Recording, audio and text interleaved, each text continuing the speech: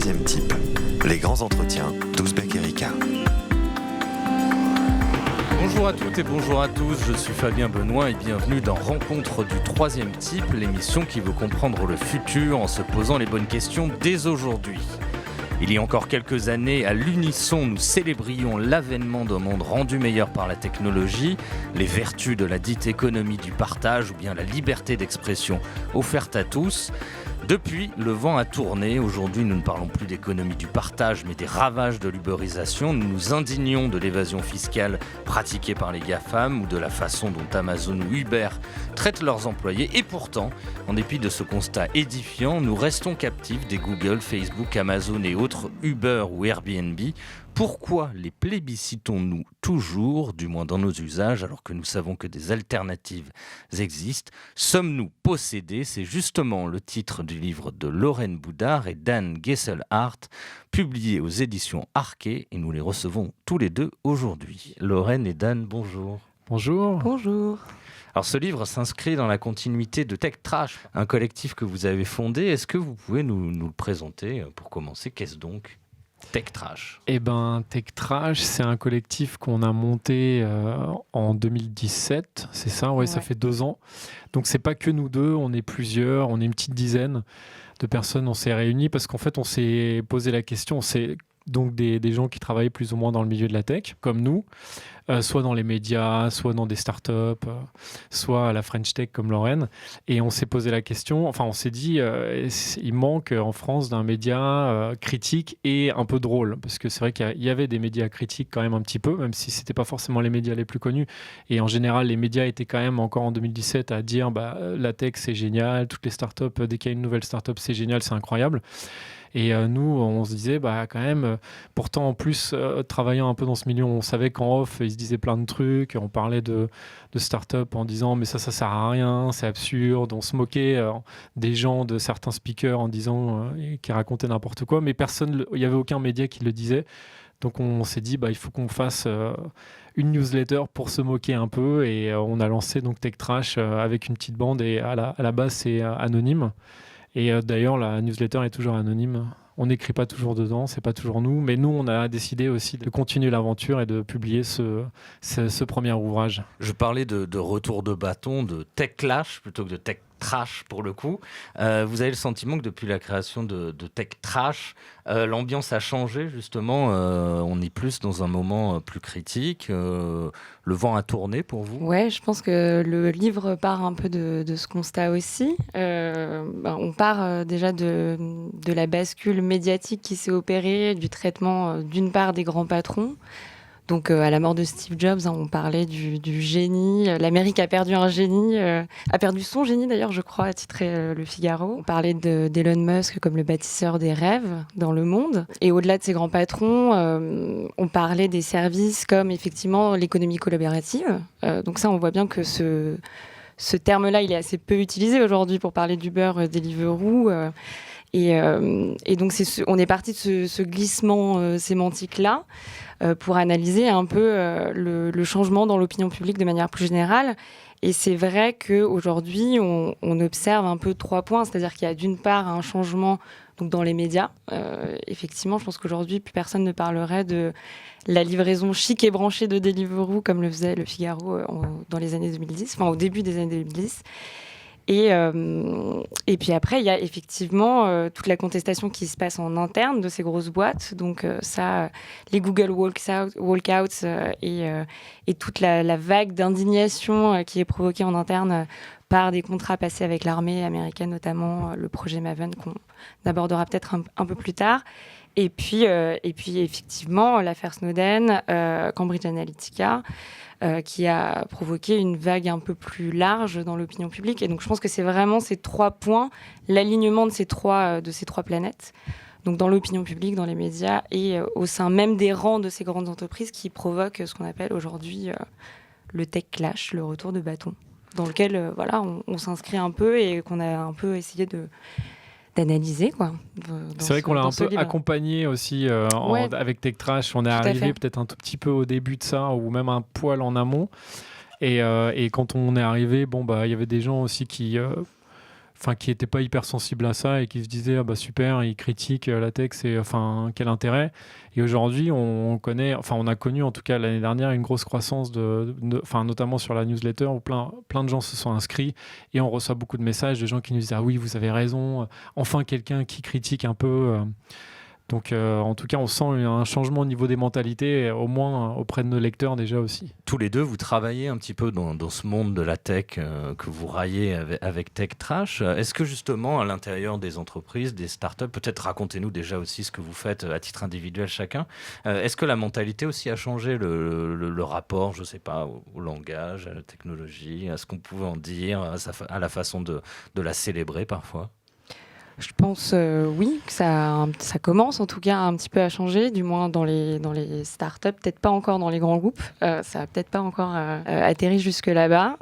Ceci dit, effectivement, il y a un peu un retour sur tout le verbiage anglo-saxon qui commence à en fatiguer plus d'un, je pense. Et donc c'est plutôt bon signe. Après, je sais pas si tu as quelque chose d'autre à c'est vrai que nous, on le voit bien parce qu'on a une rubrique dans la newsletter qui s'appelle Bullshit Quote, oui, où on se moque ouvertement de ce verbiage et tout ça. Et c'est vrai qu'à chaque fois, c'est ça que les gens nous disent, et soit qui retweetent ou même qui nous écrivent en nous disant « Ah ouais, c'était marrant ça ». Et donc on sent que, en tout cas, dans le milieu des startups, il y a vraiment un changement en tout cas. Mais comme tu disais, je pense chez les grands groupes, peut-être pas encore trop. Et vous travaillez dans quoi exactement ? Vous pouvez m'en parler un petit peu pour qu'on vous situe Alors, avant de commencer Tech Trash, moi je travaillais à la French Tech, donc effectivement j'étais en plein dans ce milieu qu'on appelle l'écosystème tech français. Et donc c'était intéressant de regarder à quel point en fait toutes les techniques de la Silicon Valley étaient transposées en fait quasiment mot à mot en France. Ça, c'était assez intéressant de le voir de l'intérieur. Après, effectivement, la French Tech, c'est une entreprise de storytelling qui a été instaurée par le gouvernement français pour vendre la France autrement que par les baguettes et le luxe. Donc ça, à ce titre-là, on peut effectivement dire que c'est pas nécessairement une mauvaise chose. Le seul souci, c'est qu'il y a effectivement une transposition quasi texto en fait des adages américains, et donc on parle volontiers de licorne. Macron qui veut faire éclore 25 licornes d'ici 2025, ça a de quoi faire sourire aujourd'hui parce que effectivement ça semble presque anachronique d'avoir une telle ambition aujourd'hui. Je trouve. Dan, toi, moi, je suis du côté. J'ai toujours travaillé du côté des médias. Je bosse en tant que journaliste déjà depuis quelques années. J'ai cofondé un magazine qui s'appelait Silex ID en 2014, donc qui était un magazine sur papier sur de décryptage sur les nouvelles technologies. Et donc voilà, moi j'étais plus du côté média et aujourd'hui j'écris pour différents médias ou entreprises. Donc voilà, plus du côté média et un peu analyse de ce milieu-là.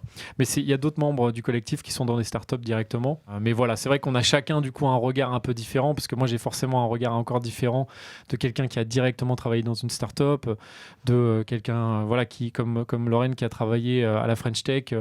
Et peut-être que, je sais pas, peut-être que ça se ressent d'avoir ces différents regards aussi.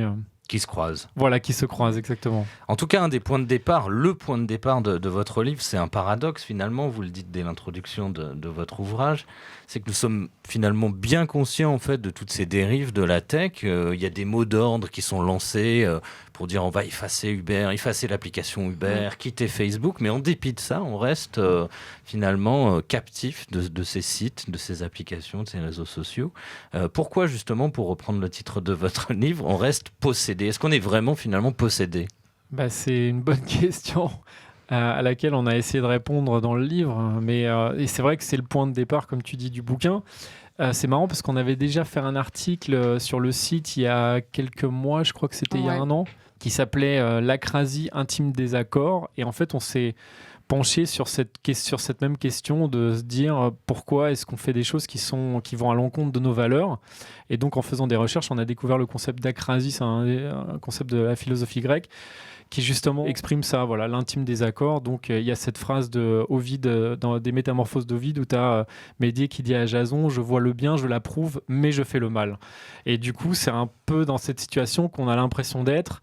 On met ça en parallèle, notamment avec nous aussi, quand on voit par exemple les ravages de l'élevage industriel, qui... Voilà, on sait que c'est mauvais, mais de temps en temps, on va pas s'empêcher de manger un hamburger ou de manger quelque chose où on sait que c'est pas bon. Pareil, on peut faire le parallèle avec la fast fashion, où on sait que que les process sont pas bons, mais on va quand même peut-être consommer de cette façon-là.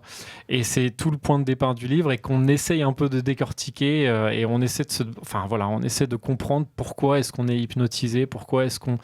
Tout en sachant que ces entreprises font des choses qui ne sont pas forcément bien, pourquoi est-ce qu'on continue à utiliser leurs services ? Il y a des parallèles justement à tisser, comme tu le fais, avec l'écologie, avec la consommation. C'est quelque chose qui est intrinsèque à nos sociétés capitalistes, de nous permettre parfois de connaître l'envers du décor, mais en dépit de ça, de rester prisonniers de nos habitudes, même si elles ne correspondent pas à notre éthique, à notre morale.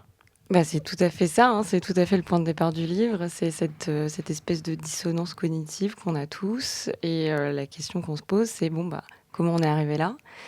Et après, potentiellement, comment on s'en sort ? Mais ça, on n'a pas encore vraiment trouvé la réponse. Et donc, oui, effectivement, tout ça, je pense que ça se recoupe. Et quand on voit, en plus de ça, on l'aborde assez rapidement, mais toutes les problématiques d'obsolescence programmée, ça rajoute une couche, en fait, à toutes ces questions-là. Et on se retrouve un petit peu démunis.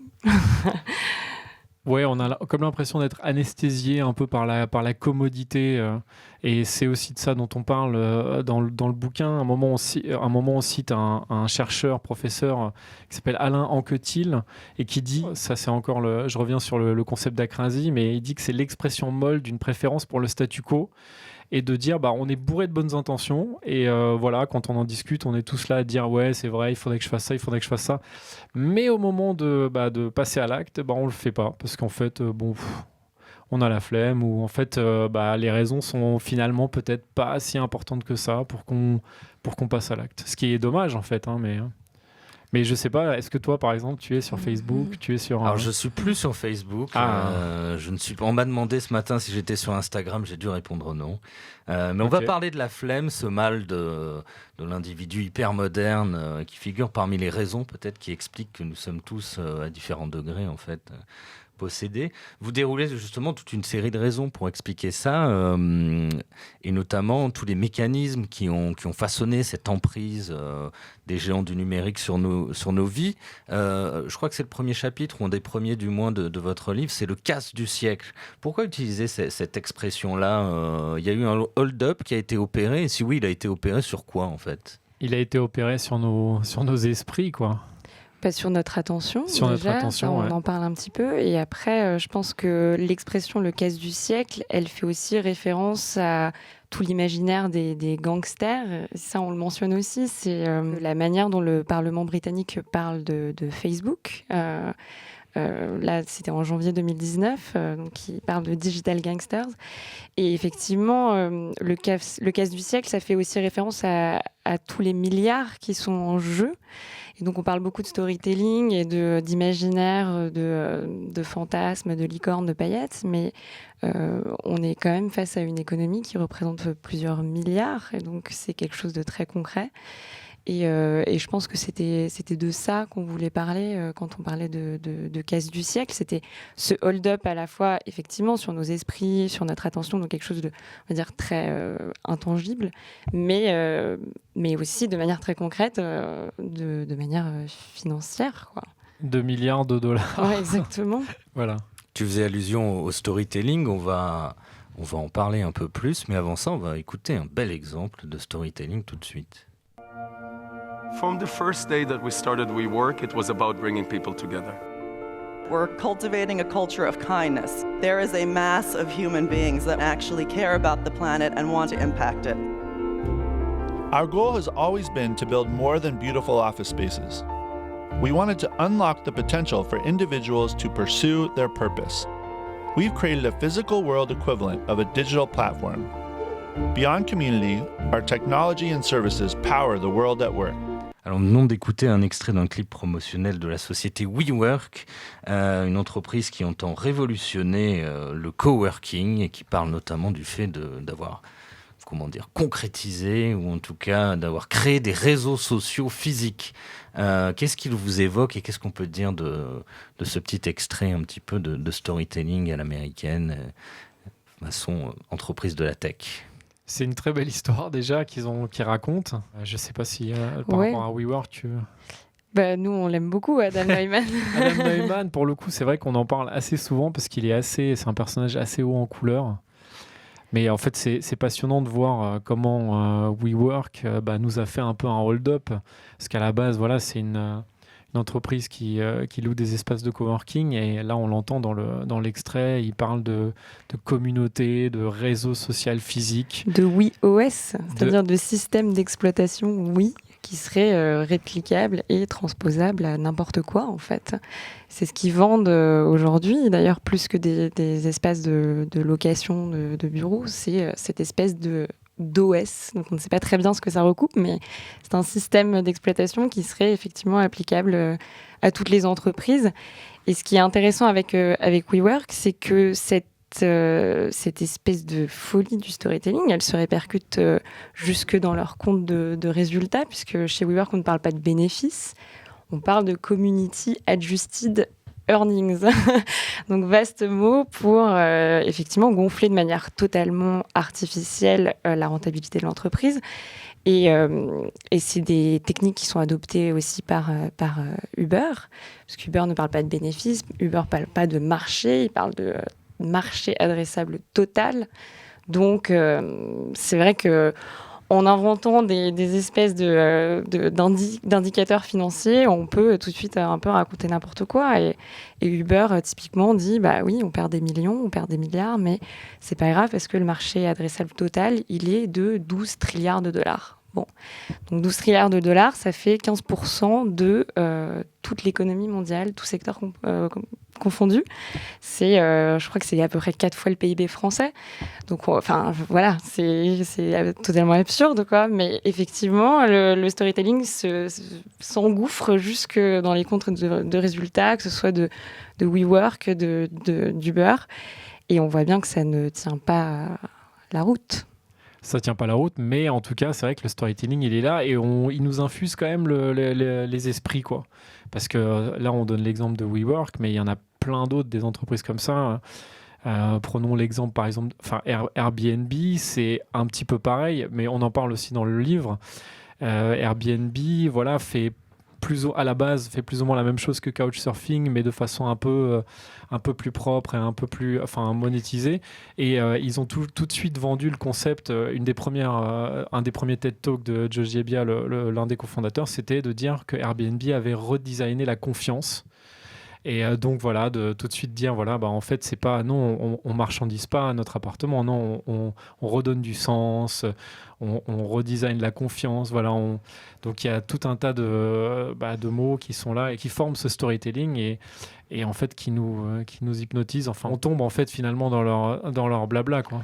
Et on fait le parallèle avec Coca, avec le Big Mac des années 90. C'est-à-dire que quand on croquait le Big Mac, on avait l'impression de manger l'Amérique. Quand on buvait le Coca, c'était on décapsule la liberté. Voilà, c'est ça. Et c'est un peu la même chose quand on prend Airbnb à New York. On a l'impression de vivre une nouvelle vie et en fait on se rend pas compte finalement que c'est pas tant que ça, quoi. Du coup, on s'inscrit finalement un petit peu dans les mêmes logiques de communication, de publicité qui ont toujours alimenté les marques pour vendre des produits. Peut-être qu'on a le sentiment de franchir un nouveau cap. Vous dites notamment que le PDG de Virgin, Richard Branson, a joué un rôle quand même dans cette espèce d'inflation d'histoire qu'on devait raconter aux clients pour leur faire consommer des produits. Richard Branson, c'est intéressant parce que ça a été l'un des premiers, en tout cas, peut-être pas le premier, mais en tout cas, en faisant des recherches, on a vu que c'est l'un des premiers à se positionner vraiment lui-même en tant que marque et à se mettre vraiment au centre. Et ce qui est intéressant de voir, c'est que lui, il a fait quoi? Il a monté une boutique, après il a monté un label, d'un coup il est passé à la téléphonie mobile, et puis après on a appris qu'il faisait Virgin Galactic en faisant des vols commerciaux dans l'espace. Ça a choqué personne parce qu'en fait on se disait oui, mais Richard Branson c'est un aventurier, c'est en fait pour lui l'entrepreneuriat c'est juste une corde de plus à son arc, et il incarnait complètement la marque, et c'est je pense ce genre de personnage qui a inspiré par exemple Elon Musk, qui lui est un peu aussi une sorte de Richard Branson, c'est qu'il peut faire plein de trucs, il fait Tesla, mais demain il va lancer l'Hyperloop, ou alors il va lancer une boîte dans laquelle il fait des neurosciences, et en fait ça choque personne puisqu'on se dit pas comment il passe de Tesla à quelque chose qui n'a rien à voir, mais en fait on se dit oui, mais en fait c'est un aventurier, il sait tout faire. Et ça c'est vrai que c'est hyper intéressant de voir que Branson en tout cas a inspiré je pense, certains des grands patrons de la tech, quoi. Derrière tout ça, il y a l'idée de faire oublier que finalement on fait du business, c'est-à-dire regardez, je suis un aventurier, je suis un innovateur, je pars à la conquête du monde, regardez, je vais redesigner, repenser la convivialité, l'espace de... Il y a l'idée de faire oublier finalement qu'en fait on veut faire de l'argent, qu'on est dans ce type de démarche. Je pense parce que c'est vraiment, ça participe à l'espèce de starification des entrepreneurs, qu'on n'appelle plus d'ailleurs ni entrepreneur ni patron d'entreprise. Xavier Niel, c'est le trublion, c'est le pirate. Et effectivement, ça participe à son côté un peu sexy, un peu irrévérencieux. Et c'est très amusant à regarder un peu avec le recul, quoi, de voir que ces personnes-là sont simplement des patrons d'entreprise, quoi. Rien de plus, finalement. Mais c'est marrant aussi de le voir pour les entreprises en elles-mêmes. Alors, il y avait Naomi Klein qui avait théorisé le concept de brandosaure dans les années 2000, en parlant de ces entreprises, justement, qui sont plus fortes que leur activité et du coup qui deviennent... En fait, pour les consommateurs, juste, c'est une sorte d'émotion, quelque chose de cool, en parlant, par exemple, de Disney, qui fait vraiment tout... Enfin, qui fait plein de choses dans le monde de l'entertainment, et on sait plus trop ce que ça fait, mais on sait que c'est bien quand c'est Disney. Et par exemple, nous on fait le parallèle aujourd'hui avec Google. Google, à la base, c'est un moteur de recherche, mais en fait, ils font plein d'autres choses. Ils font jusqu'à des voitures. Et en fait, aujourd'hui, la plupart des gens, pour eux, en fait, ils se posent même plus la question de savoir ce que fait Google. Pour eux, c'est une marque qui est cool, et c'est une marque qui véhicule plus une émotion plutôt que quelque chose de très concret, quoi. Et cette mystification, elle tient toujours, en dépit du fait qu'on ait accès à de l'information, qu'on publie des essais, des livres critiques comme vous le faites. Ça tient toujours, et si ça tient, pourquoi ça tient en fait? Parce qu'on est des victimes consentantes une nouvelle fois, c'est-à-dire qu'on a envie d'y croire, comme on a envie de croire que c'est très sympa et que ça crée de l'emploi de commander un boboon le soir chez Deliveroo. Je pense qu'elle se fissure justement, cette image-là, et c'est plutôt une bonne nouvelle parce que cette image, elle est l'un des actifs les plus importants de ces entreprises.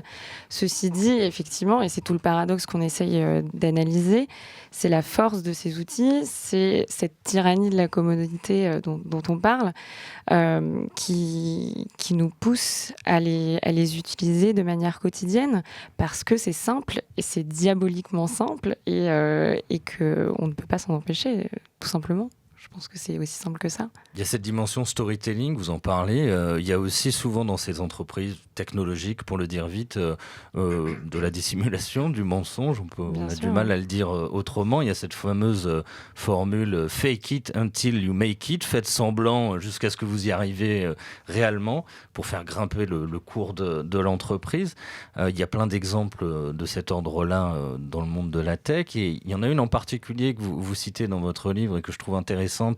C'est celle de Theranos. Est-ce que vous pouvez nous la raconter? Là, pour le coup, le fake it est allé très loin. C'est vrai que oui. Alors, déjà, le concept du fake it until you make it, il faut savoir que c'est quand même quelque chose qui, depuis longtemps, dans le milieu de la tech, on dit que c'est comme ça qu'on arrive à ses fins en tant que start-upper. Et plein de coachs, mais aussi en France, vont dire aux jeunes entrepreneurs, vont leur dire il faut que tu mentes un peu sur ce que tu fais, parce que sinon, au début, tu ne vas pas réussir à embarquer des gens avec toi, que ce soit des investisseurs, que ce soit même une équipe, et in fine, que ce soit des clients. Donc, il faut un peu grossir, arrondir les angles. Et puis bon, si tu mens un peu, c'est pas très grave. Alors l'histoire de Theranos, elle est un peu plus grave. C'est que c'est donc une jeune femme qui s'appelle Elizabeth Holmes, qui est sortie de Stanford et qui voulait révolutionner, disrupter les tests sanguins. Et donc, elle a monté une boîte qui s'appelle Theranos. Son concept, c'était de dire, en fait, les tests sanguins, c'est compliqué. On va essayer de les simplifier. Et avec une seule goutte de sang, on va pouvoir faire des centaines de tests. Il faut savoir qu'aux États-Unis, c'est vrai que ça serait une vraie disruption parce que il y a Siri qui se met en route tout seul. Ça serait une vraie disruption parce qu'aux États-Unis, les tests sanguins sont hyper chers. Donc, il y a vraiment besoin de faire quelque chose.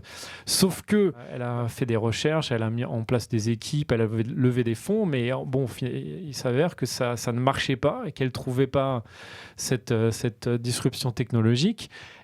Donc, au lieu de se dire il faut que j'arrête, elle a suivi finalement les conseils de plein de coachs, mais elle est allée un peu plus loin, elle a commencé à falsifier des documents. Et donc, elle s'est embarquée dans une histoire où elle a levé, je crois, près de 700 millions de dollars. Et en falsifiant des résultats, en falsifiant tout un tas de choses, et pour finalement quelque chose qui a été découvert par, il me semble que c'est le Washington Post. C'est le Washington Post. Et aujourd'hui, elle risque 20 ans de prison. Et il y a un joli documentaire qui raconte tout ça sur Netflix. Mais c'est vrai que là, on se dit, ça va quand même... Et la boucle du storytelling est bouclée. La boucle du storytelling est bouclée, parce qu'elle va pouvoir peut-être même se servir de ce documentaire pour après dire, oui, regardez, j'ai fauté, mais c'est pas grave, j'ai appris de mes erreurs. Mais c'est un exemple où le fake it until you make it est allé clairement trop loin, quoi. Mais c'est pas le seul, hein. Enfin, c'est un exemple archétypique, mais il y a effectivement, on parle beaucoup des startups d'intelligence artificielle qui disent faire de l'intelligence artificielle et qui emploient des tâcherons du clic à Madagascar ou même en France d'ailleurs, aux États-Unis ou ailleurs. On parle beaucoup de l'exemple de Theranos pour illustrer cet adage, mais il existe sous des formes moindres un peu partout, je pense.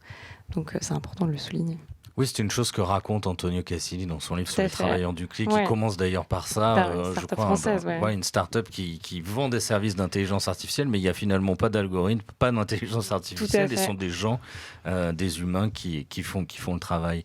Donc raconter des histoires, c'est sans doute une des choses qui nous rend addicts, possédés. Vous rappelez notamment le rôle joué par les conférences TED que tout le monde doit connaître.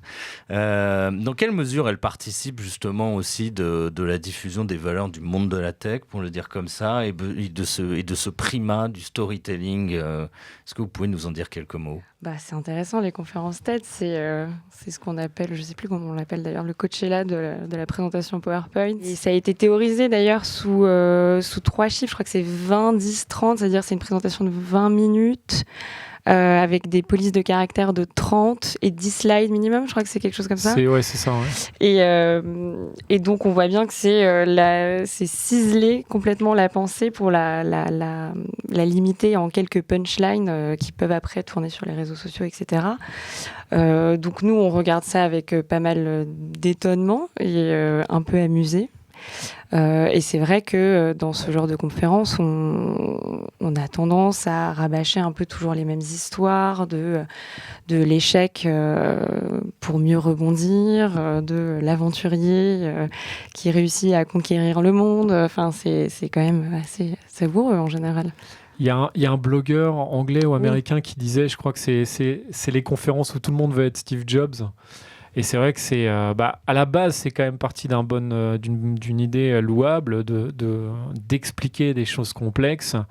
Mais aujourd'hui, c'est quand même un peu devenu le café du commerce, quoi. C'est que tout le monde vient raconter son histoire, sa réussite ou son échec.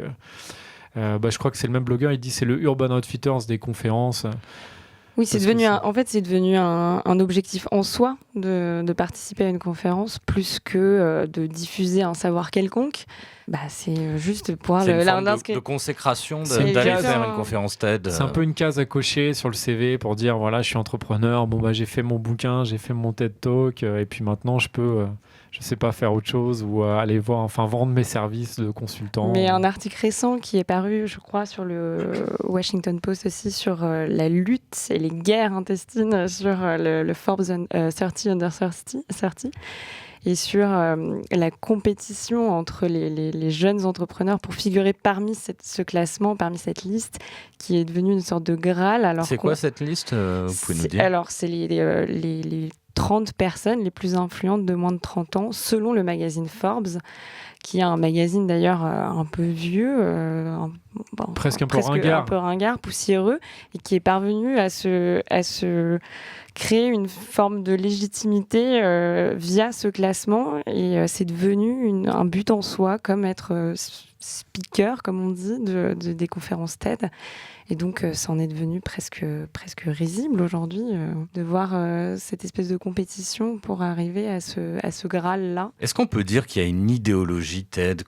Quel mot on pourrait mettre là-dessus ? Est-ce qu'il y a des thèmes récurrents, de vision du monde qui est commune un peu à toutes ces interventions, à toutes ces conférences, et puis même une philosophie TED ? Moi, je pense que c'est pas mal de solutionnisme, comme on le dit, c'est-à-dire tout problème a une solution, et on va vous l'expliquer en 10 minutes. C'est un peu ça, ouais. Je pense qu'on peut le résumer comme ça. Vous avez des problèmes dans votre vie, faites ça, et en fait on va régler vos problèmes en 15 minutes, ouais, c'est ça. Oui. Et c'est encore une fois un peu dommage, parce que l'idée de base est plutôt intéressante, et en plus, si on va vraiment chercher, il y a des choses qui sont très intéressantes, même dans les premiers TED Talks, mais maintenant, en fait, si on tape TED sur un moteur de recherche, en fait, on sait plus quoi trop. Enfin, il y a genre 1 milliard de trucs, et puis il y a TEDx Société Générale, TEDx Dunkerque, TEDx Parc Montsouris. Enfin, c'est devenu vraiment du grand n'importe quoi. C'est devenu une franchise qu'on peut utiliser. Oui, mais surtout alors que c'est pas le problème qu'on puisse l'utiliser, mais c'est qu'elle est vraiment utilisée par tout le monde. Alors du coup, on sait plus où sont les.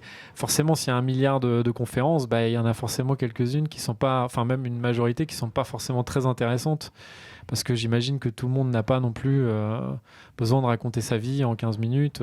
Alors pourquoi sommes-nous possédés par la technologie, par toutes ces applications ? C'est la grande question que vous posez. Un des moments de votre livre qui m'a interpellé, c'est quand vous parlez, vous faisiez allusion à ça, à la tyrannie de la commodité, pour reprendre, je crois, une formule qui a été utilisée par un journaliste du New York Times, si je ne dis pas de bêtises. Que recouvre cette expression C'est ce dont on parlait un peu plus tôt, c'est la simplicité diabolique. C'est le one-click d'Amazon dont on parle, c'est-à-dire c'est le fait qu'on puisse commander et se faire livrer des objets d'ailleurs qui coûtent 1 euro en une journée. Donc, gratuitement, je crois. Gratuitement et en un clic. Ouais.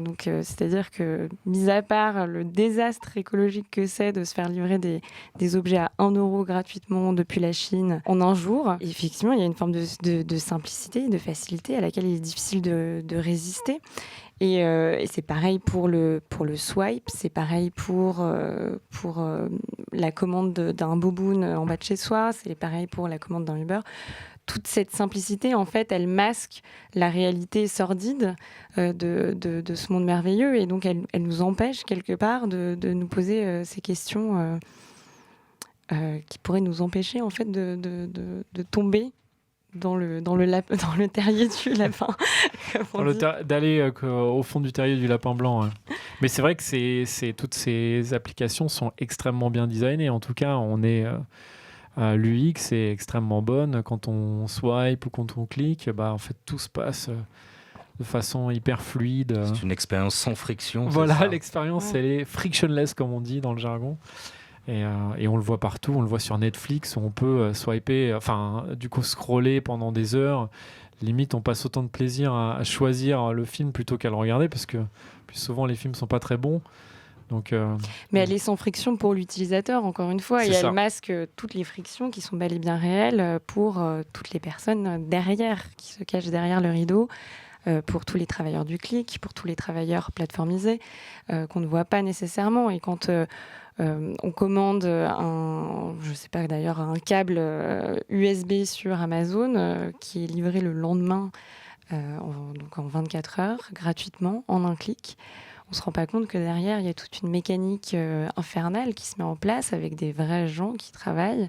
Il ne s'agit pas de bras automatiques qui viennent déposer de manière magique votre paquet devant chez vous.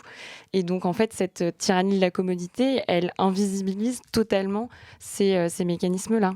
Parce que oui, c'est très sournois, parce qu'on a quand même l'impression que tout est fait de façon totalement automatique, et on ne voit pas du tout ces travailleurs du clic ou ces livreurs.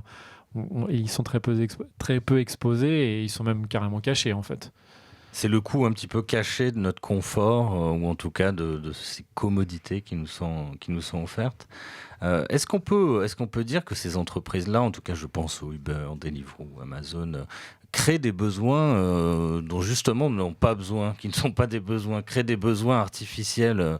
Nous avons interviewé récemment un sociologue, Ramzi Kecheyan, si je ne déforme pas son nom, qui a justement écrit un livre qui s'appelle « Les besoins artificiels ». Il en donne la définition suivante. J'appelle besoins artificiels des besoins qui, d'une part, ne sont pas soutenables sur le plan écologique, qui donnent lieu à une surexploitation des ressources naturelles, des flux d'énergie, des stocks de matières premières, et d'autre part, des besoins dont l'individu ou la collectivité sont d'une manière ou d'une autre qui endommagent la subjectivité, des besoins qui ne donnent pas lieu à des formes de satisfaction durable, des besoins aliénants en quelque sorte. Est-ce que vous retrouvez là une bonne définition de ces besoins peut-être artificiels créés par toutes ces entreprises? Alors c'est intéressant parce que moi ça me fait penser cette question de créer des besoins de consommation. Ça me fait penser à la théorie de la performance qui a été théorisée par Alain Ehrenberg, directeur de recherche du CNRS, dans un livre qui s'appelle Le culte de la performance, paru en 1991, où il dit qu'on est passé dans le culte de la performance à cause de 3 points. Donc il dit qu'on a changé la perception du chef, on a célébré les sportifs, donc ça c'est deux choses qui nous intéressent moins, mais ce qui nous intéresse, c'est il parle de l'évolution de la consommation, il dit que la consommation est devenue un acte social de réalisation personnelle. Et c'est vrai que ça me fait penser à ça, en fait on a l'impression qu'on se réalise personnellement, enfin, c'est un acte social de se dire j'ai accès à un chauffeur, j'ai accès à un livreur qui vient me déposer ma nourriture quand je le veux. Et on a l'impression en fait d'être un peu des nouveaux riches. Avant, on n'avait pas accès à tout ça et avant, il fallait qu'on descende et qu'on aille acheter à manger. Aujourd'hui, on a le luxe de se faire livrer tout et n'importe quoi, de se faire livrer des câbles USB en une journée, voire même des fois en 1 heure. Mais en fait, on est les nouveaux riches, mais qui sont par contre manipulés et qui cachent une réalité sordide. Je pense que c'est intéressant parce qu'effectivement, c'est tout un tas de services qui n'étaient pas accessibles à certaines catégories sociales auparavant. Donc on parle de chauffeurs privés, de cuisiniers personnels finalement, d'appartements luxueux, etc. Et c'est tous ces services-là qui deviennent d'un coup accessibles à des catégories qui en étaient autrefois privées et donc qui nous amènent à une forme de réalisation personnelle et de reconnaissance sociale également. Donc ça, je pense que c'est un point qui est intéressant. Après, effectivement, pour revenir au point sur les besoins artificiels, je pense que ce serait un peu absurde de dire qu'on a besoin d'être livré en 1 heure directement dans son frigo, comme le fait maintenant Walmart. On n'a pas besoin d'être livré aussi rapidement un boboon, quoi. Ça, je veux dire, c'est totalement artificiel. Par ailleurs, il faut, je pense, distinguer donc ce type de besoins, donc Uber, Deliveroo, etc. Et puis les besoins qui touchent plus à nos relations sociales. Et donc ça, on parle de Facebook, on parle de Instagram, on parle de WhatsApp, et là on touche aux besoins primaires. Et effectivement, c'est plus difficile de s'extraire de ce type de service parce qu'on touche à des choses qui sont beaucoup plus fortes. On peut pas s'extraire comme ça de WhatsApp, on peut pas s'extraire comme ça de relations familiales qu'on peut avoir, de groupes familiaux. Ça veut dire quoi? Ça veut dire manquer les photos de sa nièce, ça veut dire ne pas voir les photos du mariage de sa cousine. Et donc tout de suite, c'est tout de suite beaucoup moins artificiel, je pense.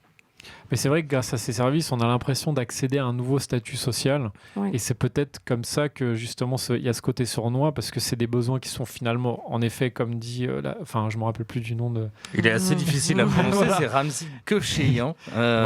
C'est très intéressant ce qu'il dit, et ce sont des besoins artificiels, mais à partir du moment où ces besoins nous font accéder à un nouveau statut social, en fait, on se dit, c'est quand même sympa de... moi aussi j'aime bien avoir mon chauffeur et j'aime bien pouvoir me faire livrer. Et c'est vrai que il faut un peu se poser des questions et puis se dire comme tu disais Lorraine, on n'a pas besoin de ça, on peut très bien aller chercher sa nourriture. Et ce qui est plus compliqué en effet par contre, c'est de s'extraire des réseaux sociaux. Ça, c'est encore autre chose, c'est encore un autre point qui est beaucoup plus compliqué.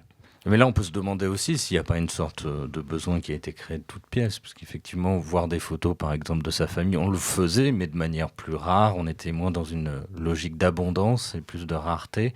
Là, effectivement, on est plongé dans un flux qui est peut-être pas non plus des plus naturels, ou pas en tout cas nécessaire, ou pas de l'ordre du besoin. Ouais, quoi. Mais s'extraire de ce flux, ça veut dire se mettre de côté.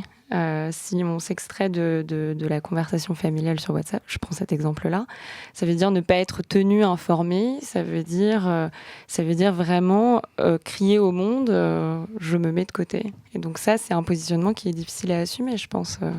Et effectivement, on peut dire que potentiellement, c'est un besoin qui a été créé de toutes pièces, mais c'est la force des effets de réseau aussi, ça a déjà été largement débattu, c'est qu'une fois que tout le monde y est, c'est plus compliqué d'en sortir. Alors que diriez-vous ? Il est trop tard, parce qu'évidemment, à un moment, la question va poindre, et je vais vous demander comment on fait pour briser le sortilège de la tech et cette idée d'être possédé par toutes ces technologies. Mais c'est vrai qu'on ne donne pas vraiment de réponse. On lit Tech Trash et on rigole un bon coup toutes les semaines. C'est vrai que je pense que oui, la solution, c'est de lire Tech Trash. C'est ça. D'accord, on lit dans vos pages qu'il y a notamment, alors on apprend plein d'anecdotes, en tout cas effectivement plein d'anecdotes qui nous prêtent à sourire. On lit notamment le fait que Kanye West, le rappeur américain que tout le monde connaît, s'est insurgé contre la dictature des réseaux sociaux et du like. Finalement, au-delà de lire le bouquin et de rigoler un bon coup, c'est-à-dire on pourrait attendre notre salut de Kanye West, ça pourrait être ça la solution. Kanye West, c'est un très bon artiste. Après, de dire que c'est de lui que va venir notre salut, c'est peut-être un peu exagéré. C'est exagéré en tout cas de dire que c'est un grand penseur du numérique, je pense. Non, mais ce qui est marrant avec lui, c'est que en fait, ce qu'il fait, c'est qu'il critique plus ou moins le business model déjà de sa femme, qui elle-même vit des likes, et donc Kim Kardashian, pour ceux qui ne le savent pas, mais je pense qu'il n'y en a pas beaucoup. Qui elle vit ces millions de milliards, peut-être même de likes, je ne sais pas combien, en tout cas énormément de likes, mais par contre il soulève un truc vraiment intéressant, c'est que cette dictature du like, s'il n'y avait pas ça et la dictature aussi des followers, il y aurait probablement moins de clash, moins de haine, moins de tweets haineux, qui sait, peut-être moins de Laurent Alexandre aussi. Non, mais je pose la question. Donc Kanye West, c'est un éveilleur de conscience, en tout cas. Lanceur d'alerte. Lanceur d'alerte. On pourra retenir ça pour ceux qui l'ignoraient. Lorraine Boudard et Dan Gesselhardt, je prononce à l'américaine.